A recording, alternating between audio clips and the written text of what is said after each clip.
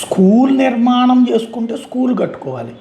పురావస్తు శాఖకు సంబంధించిన ఆలయం, అది కూడా శివాలయం, కాకతీయులు 800 సంవత్సరాల క్రితం కట్టినటువంటి ఆలయం. అదేమంటే అది శిథిలావస్థకి చేరిందంటే అది ప్రభుత్వం చూసుకుంటుంది. మధ్యలో వీళ్ళెవరు? అది కాస్త కూలగొట్టి 24 అడుగుల లోపల గొయ్యి తవ్వారట. 24 అడుగులు అంటే ఎందుకు తవ్వారు? దాని కింద నిధులు ఏమన్నా ఉన్నాయా, దొరికినయ్యా, అందుకోసం తవ్వారా, లేకపోతే అంత విధ్వంసం సృష్టించాలనుకున్నారా? వాస్తవంగా అరెస్ట్ చేసి ప్రశ్నించాలి. లై డిటెక్టర్ టెస్టా, లేకపోతే కనుక ఏదైతే నార్కోటిక్ టెస్టో చేసి విషయం తేల్చాలి.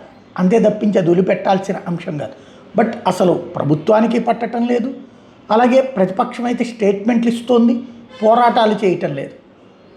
తెలంగాణలో ప్రజలని మేల్కొల్పినటువంటి అంశం మీద స్పందన చాలా పేలవంగా ఉంది.